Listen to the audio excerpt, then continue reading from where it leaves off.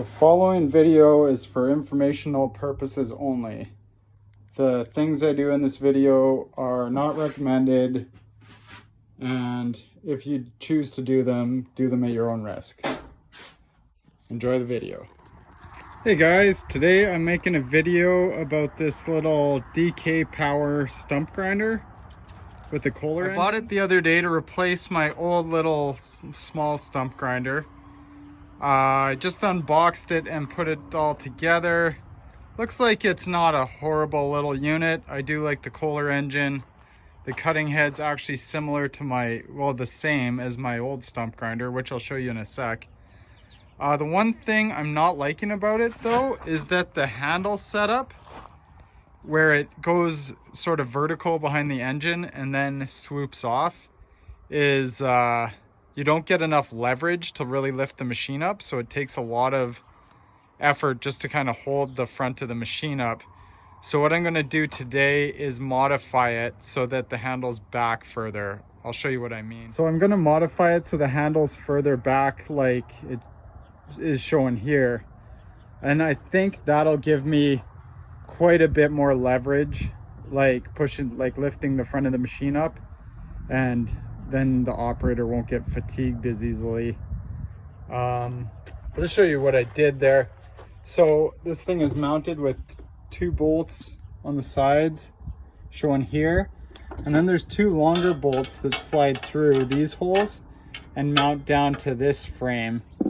But I don't like that vertical kind of mount, so what I'm going to do is build a bracket to go, a bracket to go in here, and then I can reinstall these bolts and they'll go through that bracket and kind of hold everything together that way. So I'll build that up and show you guys what I did. Just on a side note, here's my old stump grinder. This thing ground through lots of stumps in its day, so it's got the same cutting head. This one's a TMG industrial unit, which now that I've got this DK Power one, I think the TMG is actually a superior machine.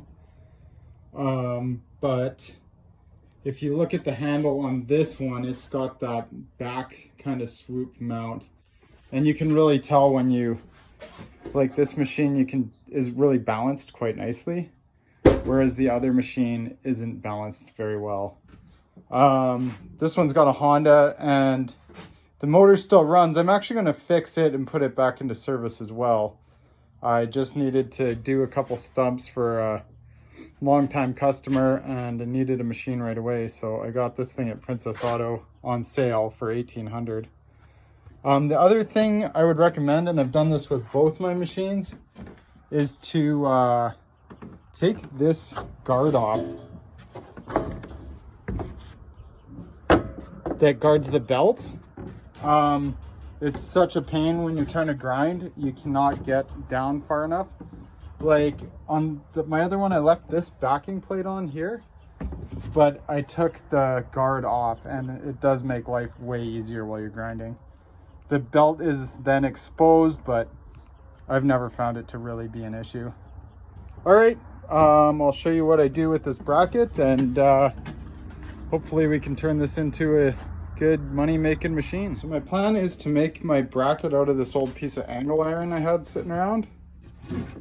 And I've squared a couple lines on there. So what my plan is to cut out this top half on this corner. And then where I got this line drawn, I'm gonna fold that metal 90.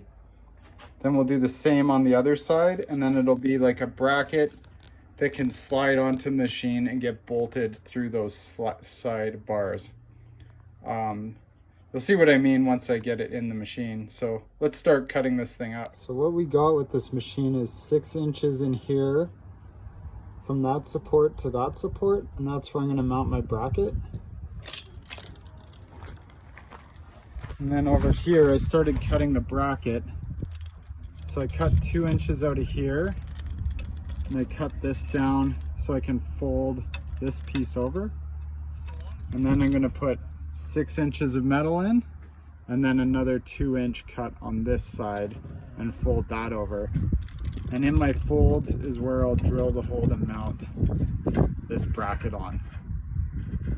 All right, well, let's get it done. So to bend this thing, my plan is to put it in this bench vise here, right on the line, and I'll break it backwards first just to get the metal, like the bend in it.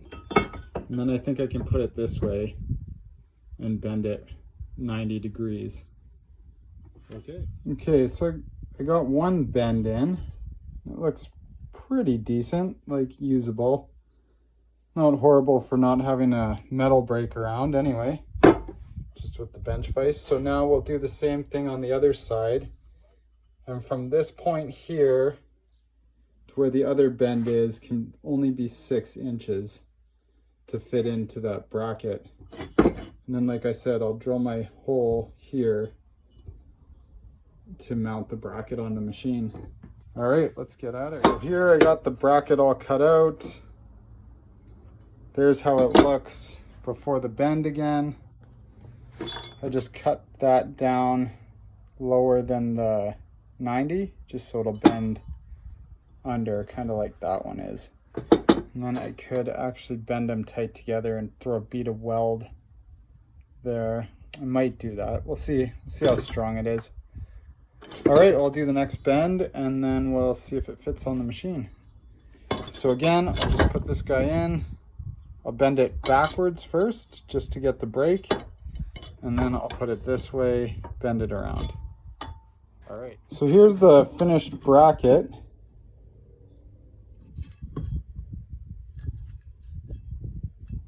It's kind of how it looks. So let's bring it over to the machine.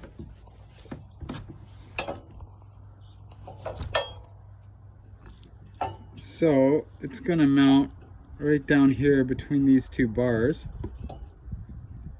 bolted, and then there'll be bolts from this guy coming through here, and then that's what's gonna hold everything together.